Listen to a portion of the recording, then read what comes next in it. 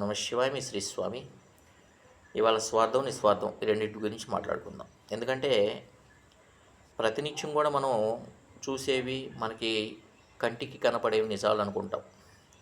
ఇక్కడ స్వార్థం ఏంటంటే మన కోరికలు, నిస్వార్థం ఏంటంటే మనము ఏది కూడా కోరుకోలేకుండా, భగవంతుడి దగ్గర ఏ కోరిక లేకుండా భగవంతుని పూర్తిగా ఆయన సేవ చేసేటువంటి ఒక పద్ధతి.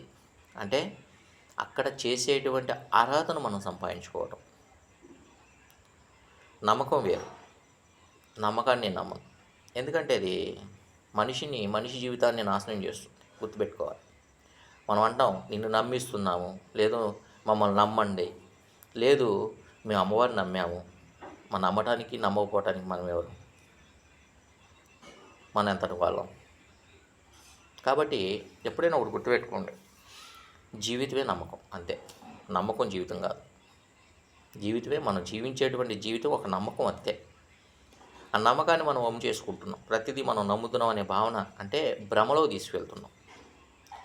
అర్హత సంపాదించుకుని ఇప్పుడు ఒకరికి సేవ చేయాలి, అర్హత మనకు ఉంటే సేవ చేయగలుగుతాం. అర్హత మనకు లేదనుకోండి, నమ్మేవలే అయిపోతుందిలే అనుకుంటే అవ్వదు. కాబట్టి మనం ప్రతిదీ కూడా ఆ నమ్మకం కాడే ఉన్నాం, కానీ అర్హతను సంపాదించుకోలేకపోతున్నాం. నిస్వార్థమైన సేవ ఎలా ఉంటుందంటే భగవంతుడి దగ్గర చేసుకుంటూ వెళ్ళటమే. చేసుకుంటూ వెళ్తే ఉంటే మనకి ఏది కావాలో ఆయన మనకిస్తాడు, అది రెట్టింపు ఇస్తాడు. చాలామంది అంటూ ఉంటారు, మాకు ఒక అవకాశం వచ్చి మా కోరిక తీరి మాకు ఉన్నటువంటి సమస్య పోతే మేమేదో ఇస్తాం. నేను నమ్మను, నాకు అసలు నచ్చదు కూడా. మేమేదో ఇస్తాం అంటారు. నేను ఒకటే అంటాను, ఆయన కూడా భగవంతుడు కూడా నిన్ను తిరిగి ప్రశ్న వేస్తే, నాకు కావాల్సింది మీరు చేస్తే నీకు కావాల్సింది నేను చేస్తానంటే మీరు ఎలా చేయగలుగుతారు? ఒకసారి ఆలోచించేయండి. నాకు కావాల్సింది మీరు ఇవ్వండి, మీకు కావాల్సింది నేను చేస్తానని చెప్పేసి ఆయన కూడా మిమ్మల్ని ప్రశ్నిస్తే ఒకసారి గుర్తుంచుకోండి. అలా ఆలోచించేయండి.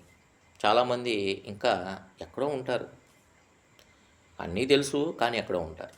నేను ఒకటే చెప్తాను, నేను ప్రతినిత్యం సేవ చేస్తాను, నేనేం కోరుకోను. ఆ కోరిక ఎందుకు? ఆయన ఇస్తున్నాడు మనకి జీవితాన్ని, మంచి జీవితాన్ని ఇచ్చాడు. ఇంకా అంతకన్నా ఇంకేం కావాలి? మనకేం కావాలి? ఆయన కూడా మరి ఇంక మనం ఎందుకు కోరుకోవాలి? కాబట్టి నేను ఎప్పుడు కోరలే, భగవంతుని ఎప్పుడు కోరేవాడిని కాదు. నాకు ఇష్టం ఉండదు. ఎందుకంటే ఆయనకి సేవ చేసే అర్హత నాకు ఇచ్చినప్పుడు ఇంక నేనేం కోరుకోవాలి? కాబట్టి చాలామంది అంటారు, మీకు అమ్మవారు అవ్వచ్చు, అయ్యవారు అవ్వచ్చు, మీకు ఆ భగవంతుడు ఏదో పరీక్షలు పెడుతున్నాడు. నాకే పరీక్ష పెట్టట్లా. జీవితాన్ని ఇచ్చాడు, ఆ జీవితంలో కొన్ని సుఖాలు ఉండొచ్చు, కష్టాలు ఉండొచ్చు. అన్నిటిని నేను ఒకటిగా చూసుకుంటా. విడివిడిగా చూస్తే జీవితం ఇక మన చేతిలో ఉండదు. కొన్ని మనం తెలుసుకుందాం, నిస్వార్థమైన సేవ చేద్దాం. భగవంతుడి స్వార్థమైన సేవ చేయకూడదు. ఓం నమః శివాయ.